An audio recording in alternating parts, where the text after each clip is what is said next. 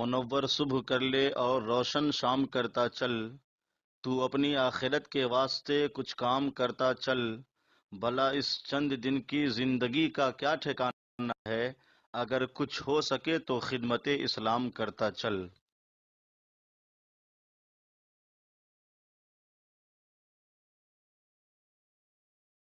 یہ سورہ آل عمران کا دوسرا رکوع ہے اور تیسرے پارے کا 10واں رکوع ہے۔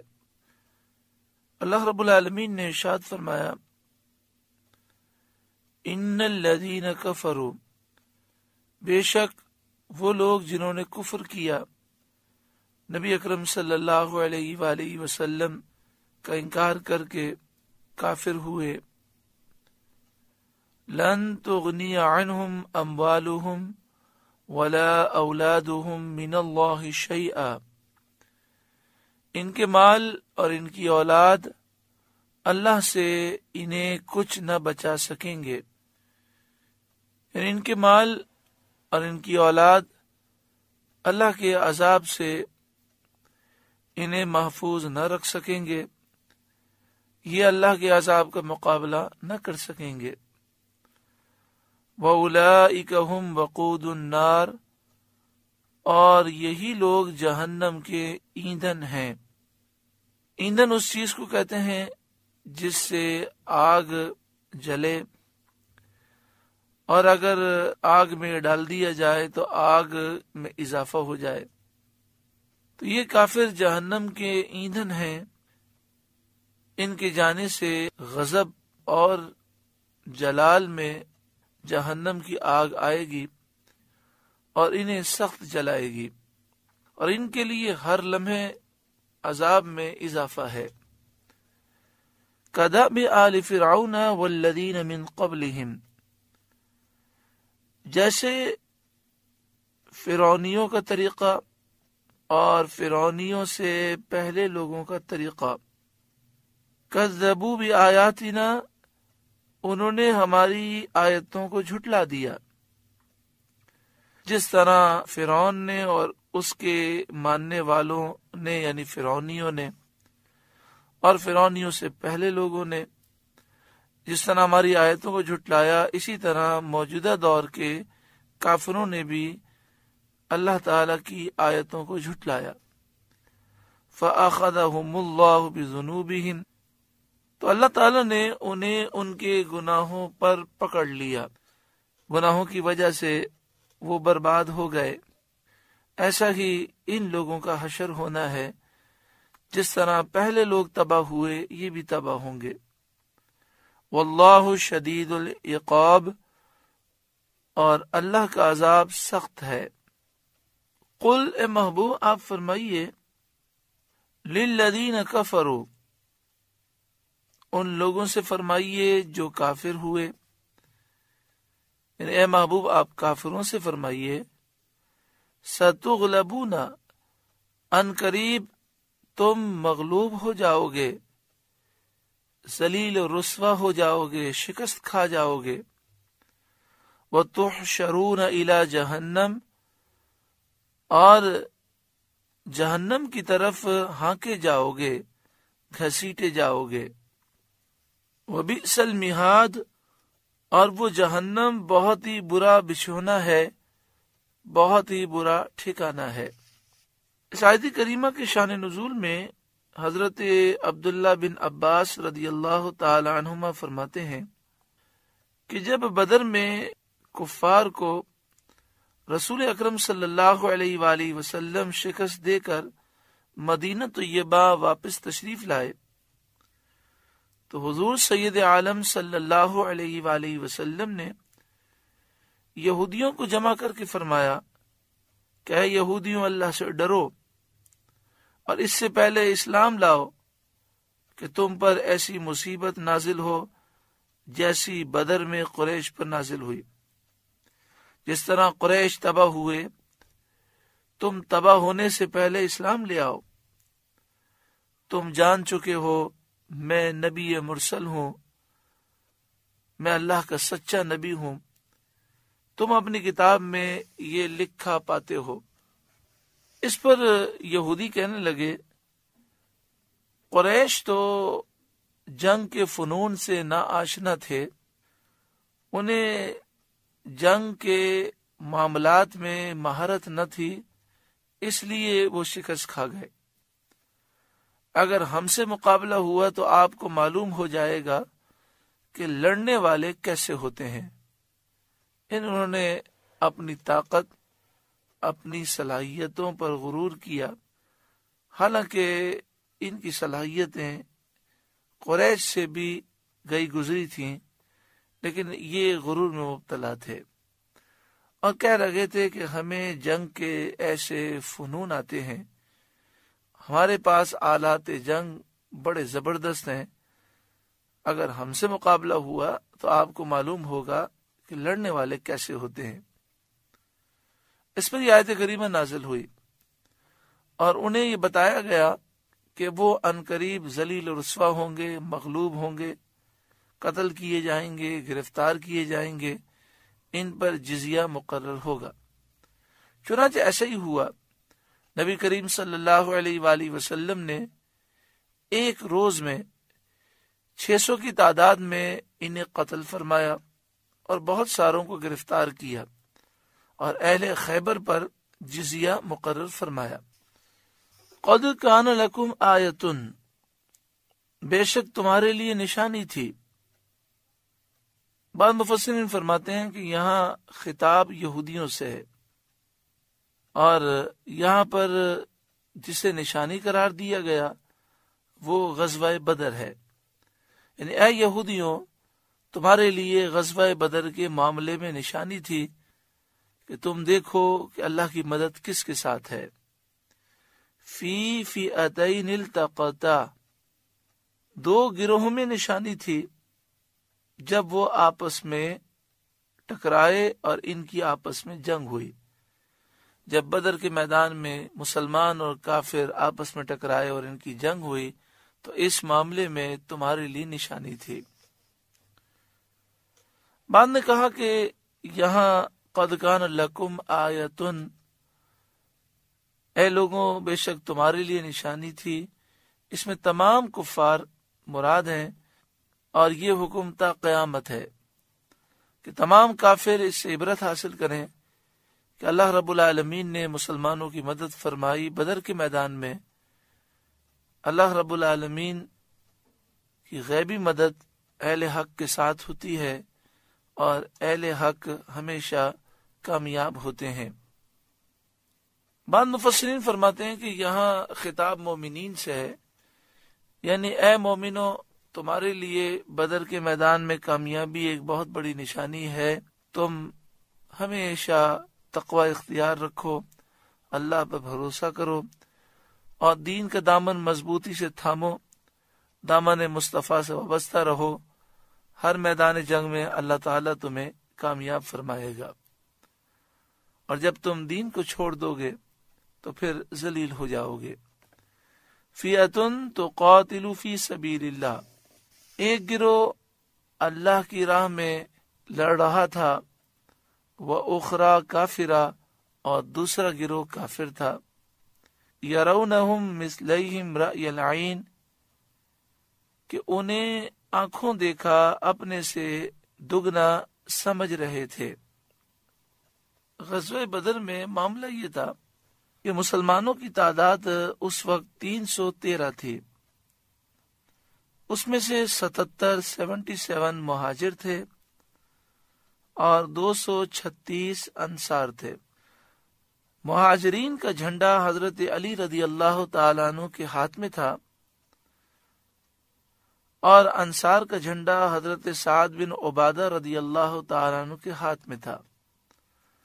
مسلمانوں کے اس پورے لشکر میں صرف 2 گھوڑے تھے، 70 اونٹ تھے، 6 زرہ تھیں اور 8 تلواریں تھیں۔ اس واقعے میں 14 صحابہ شہید ہوئے۔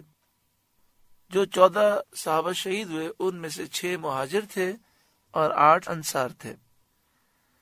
کفار کی تعداد ایک روایت میں ہے 950 اور ایک میں ہے 1000۔ 1000 کافر غزوہ بدر میں وہ مسلمانوں سے مقابلہ کرنے کے لیے آئے۔ ان کا سردار عتبہ بن ربیعہ تھا۔ کافروں کے پاس 100 گھوڑے تھے، 700 اونٹ تھے اور بکثرت زرہ اور ہتھیار تھے۔ جب جنگ کی ابتدا ہوئی تو ابتدائی طور پر کافروں کی نگاہوں میں مسلمان تھوڑے تھے، یعنی وہ 313 کو یہ سمجھ رہے تھے کہ یہ 30 35 یا 40 افراد ہیں، ان کو تو ابھی رسیوں سے باندھ کر گھسیٹ کر مکے شریف لے جائیں گے۔ اور مسلمانوں کی نگاہوں میں بھی کافر ابتدائی طور پر تھوڑے کر دیے گئے۔ اس طرح مسلمانوں کے لیے بھی میدان جنگ میں آگے بڑھنا آسان کیا گیا کہ مسلمانوں کی نگاہوں میں کافر تھوڑے کر دیے گئے۔ پھر جیسے جیسے جنگ ہوتی گئی، کافروں کی نگاہوں میں مسلمانوں کی تعداد بڑھتی گئی۔ سمجھنے لگے کہ یہ تو 300 ہیں، پھر انہیں خیال کیا یہ تو 600 لگتے ہیں، پھر انہیں خیال کیا کہ یہ تو ہمارے برابر ہیں۔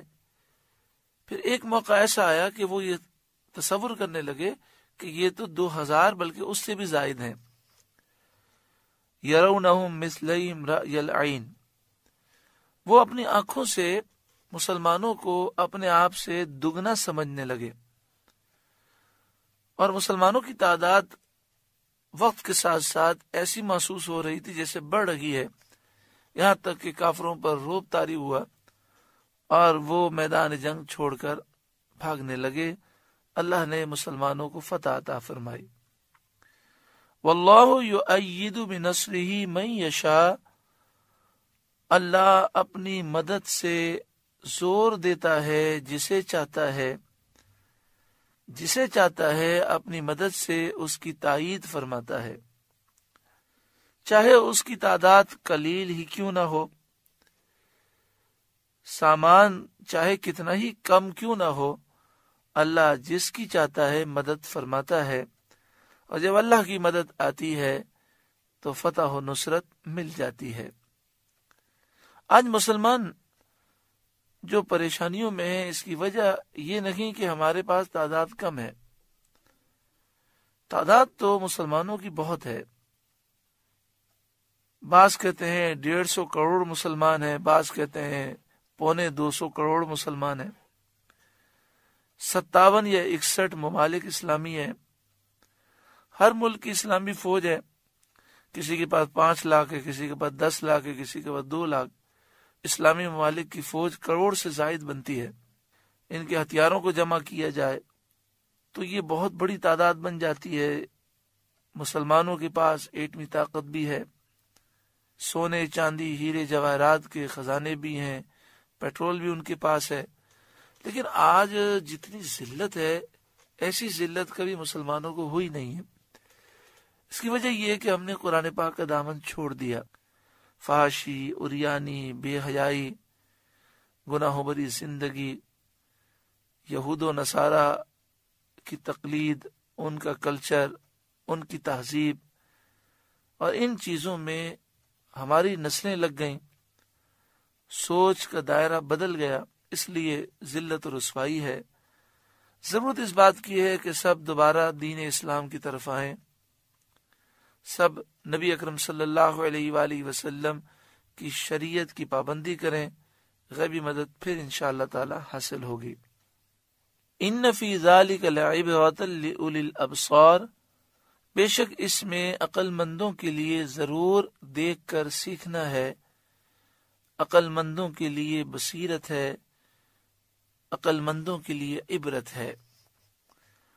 اولی الابصار عقل مندوں کو کہتے ہیں، یعنی جنہیں اللہ نے وہ بصیرت دی ہے کہ دیکھ کر وہ نصیحت حاصل کرتے ہیں۔ اللہ تعالی ہمیں ایسی نگاہیں عطا فرمائے کہ ہم عبرت حاصل کریں، دین اسلام کی خاطر اپنا سب کچھ قربان کرنا سیکھیں۔ زُیِّنَ لِلنَّاسِ حب الشہوات، لوگوں کے لیے آراستہ کی گئی ان خواہشوں کی محبت، من النساء عورتیں، والبنین اور بیٹے۔ دیکھیں اس آیت کریمہ میں اس بات کا بیان ہے کہ اللہ تبارک و تعالی نے ہمارے لیے ایک امتحان مقرر فرمایا. ان چیزوں کی محبتیں انسان کے لیے آراستہ کر دی گئیں، دل میں محبتیں ڈالی گئیں. انسان کو اپنے گھر والوں سے، بچوں سے، مال سے، سواریوں سے اور کاروباری مراکز سے فطرتاً محبت ہوتی ہے. اب یہ ایک مسلمان کا فرض بنتا ہے کہ وہ اللہ اور اس کے رسول سے اتنی محبت کرے کہ ساری محبتوں پر یہ محبت غالب آ جائے، تاکہ سارے لوگوں پر یہ واضح ہو جائے کہ شہوت پرست کون لوگ ہیں اور خدا پرست کون سے لوگ ہیں. اللہ ہمیں اپنی اور اپنے حبیب کی محبت عطا فرمائے کہ ساری محبتوں پر یہ محبتیں غالب آ جائیں. پھر آقا صلی اللہ علیہ وآلہ وسلم نے فرمایا لا یؤمن احدکم حتی اکون احب الیہ من والدہ وولدہ والناس اجمعین. تم میں سے کوئی مومن ہو نہیں سکتا جب تک میں اس کی نگاہ میں اس کے باپ، اس کی اولاد اور تمام لوگوں سے زیادہ محبوب نہ ہو جاؤں. یعنی جب تک رسول اللہ کی محبت غالب نہ آ جائے، جب تک ساری محبتوں پر یہ محبت غالب نہ ہو، اس وقت تک ایمان کامل نہیں ہوتا.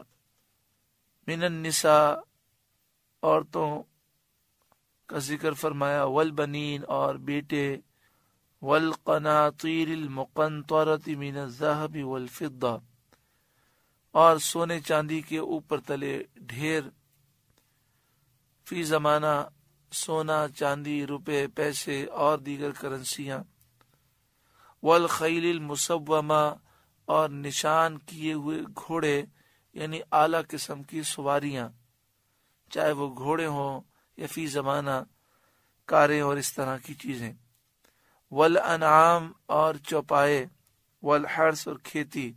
یہ کاروباری مراکز ہیں، فی زمانہ دکانیں ہیں، فیکٹریاں ہیں. ذالک متاع الحیات الدنیا، یہ دنیا کی زندگی کا سامان ہے، اس سے کچھ عرصے نفع پہنچتا ہے، پھر یہ چیزیں فنا ہو جاتی ہیں، خود انسان اس دنیا کو چھوڑ کر چلا جاتا ہے. انسان کو چاہیے کہ دنیا کے اس سامان کو ایسے کام میں خرچ کرے جس سے اس کی عاقبت درست ہو جائے اور آخرت میں وہ سعادت پائے. واللہ عندہ حسن المآب، اللہ کے پاس اچھا ٹھکانہ ہے. وہ اچھا ٹھکانہ کیا ہے؟ وہ جنت ہے. تو چاہیے کہ انسان جنت کی رغبت اپنے دل میں رکھے اور دنیائے ناپائیدار کی فانی چیزوں سے دل نہ لگائے.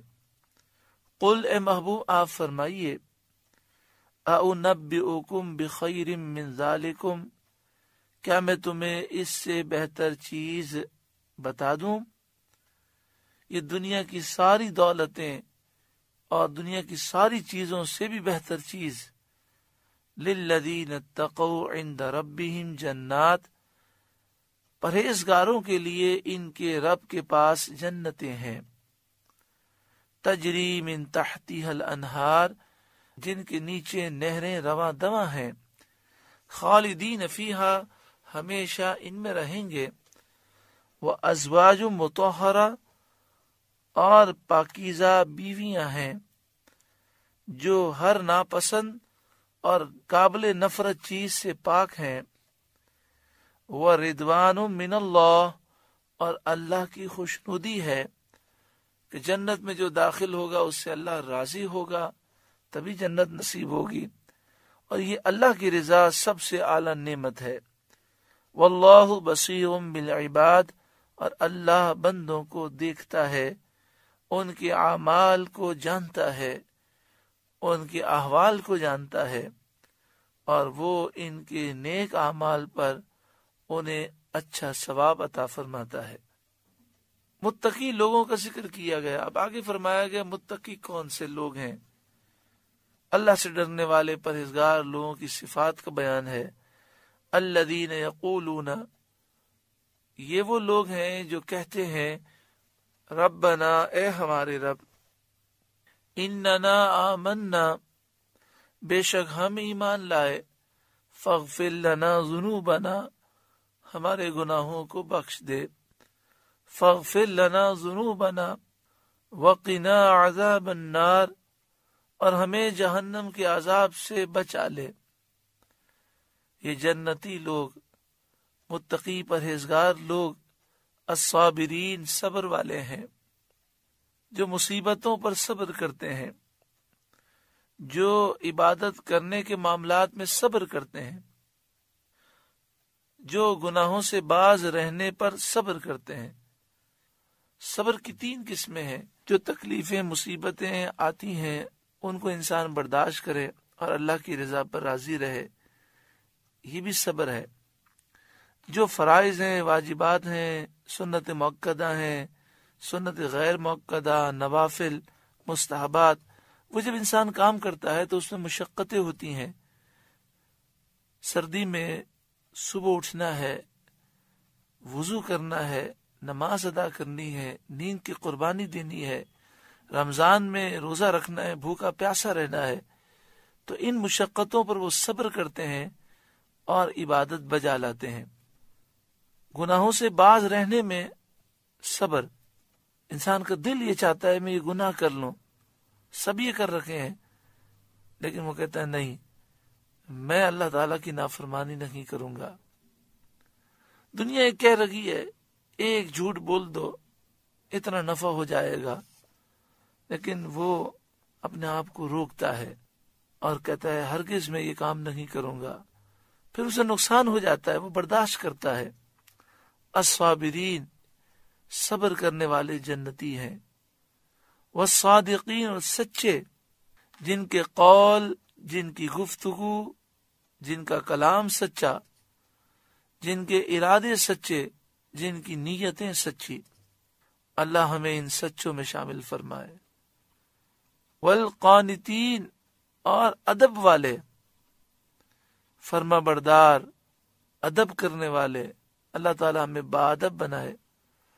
والمنفقین، اللہ کی راہ میں خرچ کرنے والے، اللہ ہمیں اپنی راہ میں خرچ کرنے کا دل عطا فرمائے۔ والمستغفرین بالاسحار، اور رات کے آخری پہر معافی مانگنے والے۔ اسحار، سحری کے وقت، رات کے آخری وقت میں تہجد کی نماز پڑھنے والے، اور تہجد کی نماز پڑھنے کے بعد وقت سحر دعا اور استغفار کرنے والے۔ یہ وقت بڑی اہمیت کا حامل ہے۔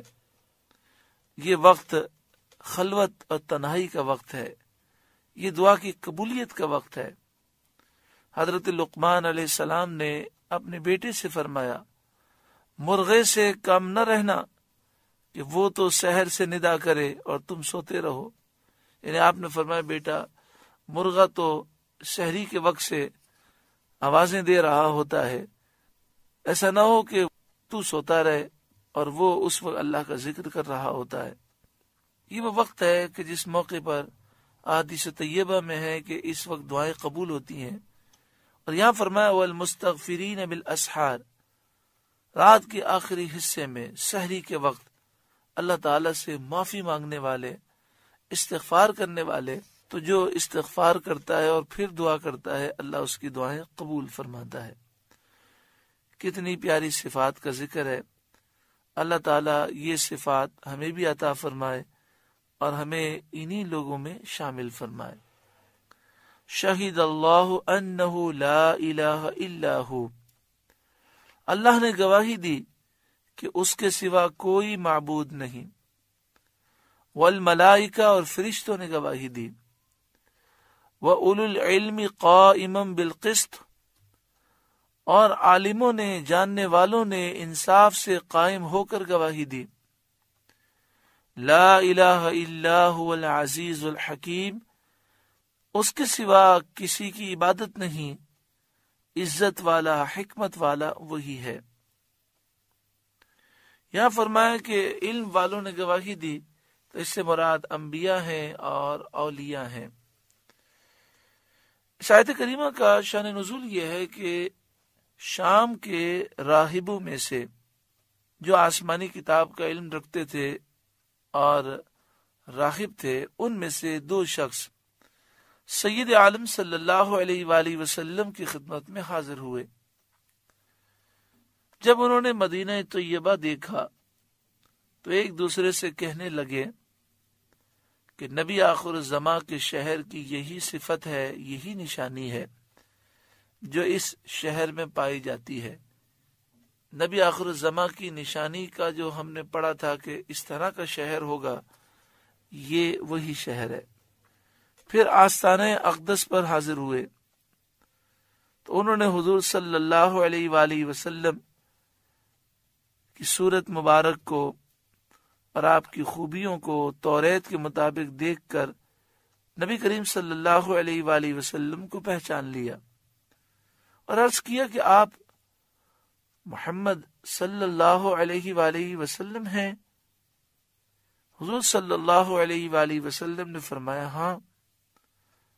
پھر عرض کیا کہ آپ احمد صلی اللہ علیہ وآلہ وسلم ہیں؟ فرمایا ہاں۔ مسئلہ یاد رکھیں کہ جب بھی حضور صلی اللہ علیہ وآلہ وسلم کا نام نامی اسم گرامی محمد یا احمد سنے تو اس وقت درود پاک پڑھنا واجب ہے، اور اگر محفل میں ایک ہی مجلس میں بار بار سنے تو ایک بار پڑھنا واجب ہے اور بار بار پڑھنا مستحب ہے۔ بآواز بلند درود پاک پڑھیں صلی اللہ علیہ وآلہ وسلم۔ تو عرض کیا کہ آپ احمد صلی اللہ علیہ وآلہ وسلم ہیں؟ آپ نے فرمایا ہاں۔ عرض کیا کہ ہم ایک سوال کرتے ہیں، اگر آپ نے ٹھیک جواب دے دیا تو ہم آپ پر ایمان لے آئیں گے۔ آپ صلی اللہ علیہ وآلہ وسلم نے فرمایا سوال کرو۔ انہوں نے عرض کیا کہ اللہ کی کتاب میں سب سے بڑی گواہی کون سی ہے؟ اس پر یہ آیت کریمہ نازل ہوئی اور اس کو سن کر دونوں مسلمان ہو گئے۔ حضرت سعید بن جبیر رضی اللہ تعالیٰ عنہ سے مروی ہے، خانہ کعبہ میں 360 بت نصب تھے۔ جب مدینہ طیبہ میں یہ آیت نازل ہوئی تو کعبے کے اندر 360 بت سب کے سب سجدے میں گر گئے۔ شہید اللہ انہ لا الہ الا ہو، اللہ نے گواہی دی کہ اس کے سوا کوئی معبود نہیں۔ والملائکۃ، اور فرشتوں نے گواہی دی۔ وَأُولُو الْعِلْمِ قَائِمًا بِالْقِسْطِ، اور علم والوں نے انصاف سے قائم ہو کر گواہی دی۔ لا الہ الا هو العزیز الحکیم، اس کے سوا کسی کی عبادت نہیں، اللہ کے سوا کوئی خدا نہیں، الہ نہیں، معبود نہیں۔ العزیز عزت والا ہے، غالب ہے، الحکیم حکمت والا ہے۔ ان الدین عند اللہ الاسلام، بے شک اللہ کے یہاں اسلام ہی دین ہے، یعنی اسلام کے سوا کوئی اور دین مقبول نہیں۔ کفار نے اپنے دین کو افضل اور مقبول کہا تو اس آیت میں ان کے دعوے کو رد کیا گیا۔ یہودی کہتے ہیں کہ ہمارا دین مقبول ہے، عیسائی کہتے ہیں ہمارا دین مقبول ہے، کفار کہتے ہیں ہم حق پر ہیں۔ تو اس آیت نے سب کا رد کر دیا۔ حق پر صرف وہی ہے جو اسلام کو ماننے والا ہے، دین صرف اللہ کے یہاں اسلام ہے۔ اور اس آیت کریمہ میں آج کل کے جو لبرل لوگ ہیں ان کا بھی رد ہو گیا۔ سیکولر اور لبرل لوگ کہتے ہیں دین تو سب اللہ ہی کے ہیں، یہودیت ہو، عیسائیت ہو، ہندو مذہب ہو، مجوسی آگ کی پوجا کرتا ہے، سب اللہ کی طرف سے، نعوذ باللہ من ذالک۔ ان الدین عند اللہ الاسلام، بے شک اللہ کے یہاں اسلام ہی دین ہے۔ وَمَا اخْتَلَفَ الَّذِينَ أُوتُوا الْكِتَابَ إِلَّا مِن بَعْدِ مَا جَاءَهُمُ الْعِلْمُ بَغْيًا بَيْنَهُمْ، اور پھوٹ میں نہ پڑے اہل کتاب مگر اس کے بعد کہ انہیں علم آ چکا، بغیم بینہم، آپس کی جلن کے باعث، اپنے دلوں کی جلن کی وجہ سے۔ یہ آیت کریمہ یہودیوں اور عیسائیوں کے رد میں نازل ہوئی جنہوں نے اسلام کو چھوڑ دیا اور انہوں نے سید انبیاء محمد مصطفیٰ صلی اللہ علیہ وآلہ وسلم کی نبوت میں اختلاف کیا۔ وَمَا اخْتَلَفَ الَّذِينَ أُوتُوا الْكِتَابَ إِلَّا مِن بَعْدِ مَا جَاءَهُمُ الْعِلْمُ، اہل کتاب نے علم آنے کے بعد اختلاف کیا۔ وہ اپنی کتابوں میں سید عالم صلی اللہ علیہ وآلہ وسلم کی نعت صفت دیکھ چکے اور انہوں نے پہچان لیا کہ یہی وہ نبی ہیں جن کی آسمانی کتابوں میں خبریں دی گئی ہیں۔ باغیم بینہم، اپنے دلوں کی جلن سے، یعنی ان کے اختلاف کا سبب ان کا صرف حسد تھا کہ یہ نبی اکرم صلی اللہ علیہ وآلہ وسلم سے حسد رکھنے کی وجہ سے انہوں نے اختلاف کیا۔ اور حسد کی ایک وجہ یہ بھی تھی، انہیں یہ خیال گزرا کہ نبی اکرم صلی اللہ علیہ وآلہ وسلم بنی اسماعیل سے ہیں، بنی اسرائیل سے نہیں، تو انہیں دنیاوی نفع کی لالچ تھی۔ ان کا خیال تھا کہ جب ہم حضور کی طرف لوگوں کو مبذول کر دیں گے تو پھر ہمیں کوئی پوچھے گا نہیں اور دنیاوی نفع ہم سے دور ہو جائیں گے۔ وَمَن يَكْفُرْ بِآيَاتِ اللَّهِ، اور جو اللہ کی آیتوں کا منکر ہو، فَإِنَّ اللَّهَ سَرِيعُ الْحِسَابِ، تو بے شک اللہ جلد حساب لینے والا ہے۔ جن لوگوں نے اللہ کی آیتوں کا انکار کیا، جنہوں نے نبی اکرم صلی اللہ علیہ وآلہ وسلم کو پہچاننے کے باوجود انکار کیا، جن تک حضور کی دعوت پہنچی اور انہوں نے قبول نہ کیا، ان قریب ان کا حساب ہوگا اور وہ جہنم کے عذاب میں داخل ہوں گے۔ فَإِنْ حَاجُّوكَ، پھر اے محبوب صلی اللہ علیہ وسلم اگر وہ آپ سے جھگڑا کریں، فَقُلْ، تو آپ فرما دیجئے، أَسْلَمْتُ وَجْهِيَ لِلَّهِ، میں اپنا چہرہ اللہ کے حضور جھکائے ہوئے ہوں، وَمَنِ اتَّبَعَنِ، اور جو میری پیروی کرنے والے ہیں وہ بھی اللہ کے حضور جھکے ہوئے ہیں۔ یعنی میں اور میری پیروی کرنے والے ہر وقت اللہ تعالیٰ کے فرمانبردار ہیں، مطیع ہیں۔ ہمارا دین دین توحید ہے، جس کا صحیح ہونا تمہیں معلوم ہے، تمہاری کتابوں سے ثابت ہے۔ اس دین کے بارے میں تمہارا ہم سے جھگڑا کرنا بالکل غلط اور باطل ہے۔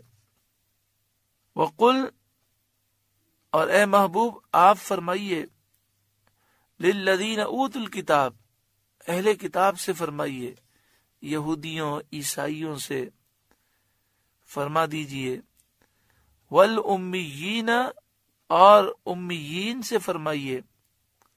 یہاں امیین سے مراد ہیں وہ کافر جو اہل کتاب نہیں ہیں، یہودی عیسائی، کسی آسمانی کتاب کے ماننے والے جو لوگ ہیں، ان کے علاوہ جتنے بھی ہیں سب امیین میں داخل ہیں۔ یعنی محبوب آپ دنیا بھر کے سارے کافروں کو فرما دیجئے، چاہے وہ کسی آسمانی کتاب کو مانتے ہیں یا نہیں مانتے، اسلمتم، کیا تم نے گردن جھکا دی، تم ایمان لائے، اپنا سر جھکایا۔ فَإِنْ أَسْلَمُوا، پھر اگر وہ اسلام لے آئیں، اپنی گردن جھکا دیں، فَقَدْ اهْتَدَوْا، جب تو وہ ہدایت پا گئے، راستہ پا گئے۔ وَإِنْ تَوَلَّوْا، اور اگر وہ منہ پھیریں، فَإِنَّمَا عَلَيْكَ الْبَلَاغُ، تو آپ پر تو یہی حکم پہنچا دینا ہے۔ منہ پھیریں گے تو اس گناہ کے یہ خود ذمہ دار ہوں گے۔ واللہ بصیر بالعباد، اور اللہ بندوں کو دیکھ رہا ہے۔ اللہ رب العالمین خاص فضل و کرم فرمائے۔ سورہ آل عمران کا دوسرا رکوع مکمل ہوا۔ اس رکوع میں جو نصیحتیں ہم نے سماعت کی، جو فیوز و برکات لیے، اللہ تعالی ہمارے سینوں کو اس سے روشن و منور فرمائے۔